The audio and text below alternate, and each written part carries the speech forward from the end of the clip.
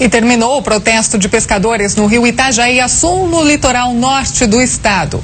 Os manifestantes liberaram a passagem dos navios depois da promessa do governo federal de rever a lista de espécies que terão a pesca proibida. 200 barcos de pesca fecharam o canal que dá acesso ao mar.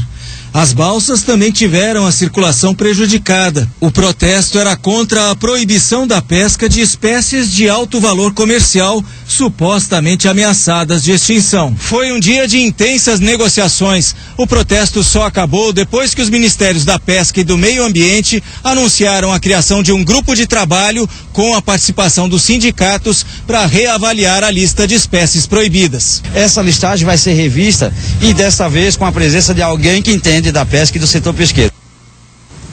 Pois é, e depois do fim da greve dos pescadores houve uma nova confusão, mas desta vez dentro do navio. Os passageiros do transatlântico não aceitaram a nova escala e acabaram deixando o navio.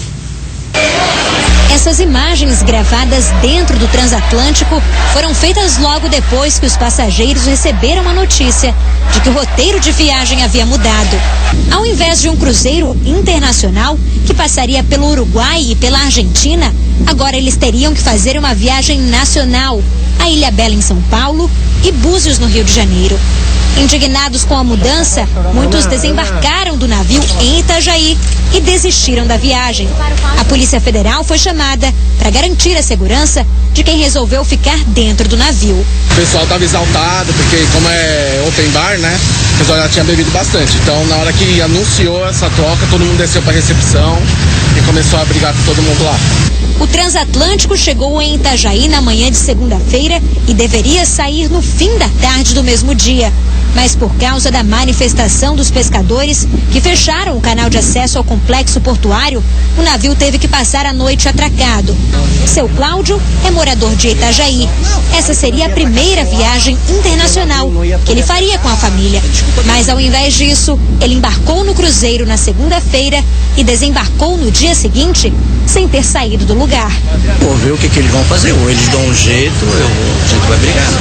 Olha, eu não posso perder essa viagem. A gente fez quase um ano guardando um dinheirinho para fazer essa viagem, dar esse calmo. Não é fácil. Segundo os passageiros, a empresa responsável pelo cruzeiro disse que não vai devolver o dinheiro da viagem.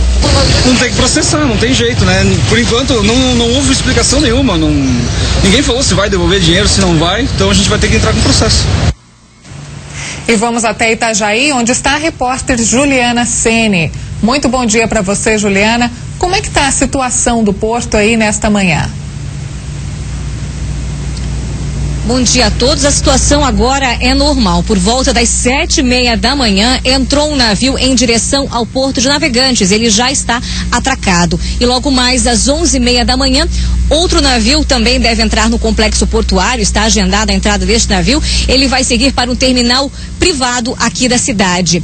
O navio que ontem entrou no complexo depois que ele foi aberto pelos pescadores, estava há cerca de um dia, praticamente um dia inteiro em alto mar esperando para entrar e acabou atracando também no Porto de Navegantes. Já o Porto de Itajaí não foi prejudicado porque não havia escala prevista para essa semana. Então a possibilidade aí de prejuízos para o terminal de Itajaí é praticamente nenhum. Já o Porto de Navegantes pode sim ter alguns prejuízos por causa desse agendamento que acabou prejudicado por essa greve. Voltamos ao estúdio da SNOA. Obrigada pelas informações, Juliana Sene, falando ao vivo de Itajaí. E olha, apesar do fim desse protesto dos pescadores, os trabalhadores e também a indústria da pesca permanecem preocupados com a proibição de algumas espécies de peixe. Apesar do governo federal falar que prometeu aí rever essa lista. Alguns peixes dessas que estão na lista são bem comuns nas peixarias do estado. E especialistas questionam a decisão do Ministério do Meio Ambiente. Veja na reportagem de Yuri Grech. Entre as mais de 90 espécies de peixes incluídos na portaria expedida pelo Ministério do Meio Ambiente, estão alguns bem conhecidos, como a garoupa, o bagre e o cação. Todos esses peixes são bastante consumidos e, dependendo da época, são bem fáceis de serem encontrados em qualquer peixaria da capital. Mas o que será que está por trás dessa proibição? Será que realmente os peixes dessa lista correm o risco de desaparecer? Para esse oceanógrafo e mestre em geografia, não é bem assim. Ele afirma que a lista do Ministério do Meio Ambiente tem como base uma outra, anterior a essa, de 2004, e que nenhum estudo técnico novo foi divulgado com clareza para confirmar essa proibição. Os pescadores encontram as espécies com frequência, então fica muito difícil o pescador entender que está ameaçada de extinção, alguma coisa que é bastante comum. Se a gente não tem dados do ponto de vista técnico-científico para poder realmente verificar isso, fica muito difícil aceitar a lista da forma como foi publicada. Segundo o professor, o Ministério poderia ter tomado outras medidas no decorrer dos anos para evitar uma proibição praticamente arbitrária do dia para a noite. Várias medidas podiam ser tomadas, como por exemplo a adoção de defesos, e essas espécies, grande parte que estão na lista, não tem nenhum tipo de defeso. Poderia ser tomado algum limite de captura em relação a quantidades, controle também em relação ao número de pescadores, ao número de embarcações, no caso da pesca embarcada. Nada disso foi feito.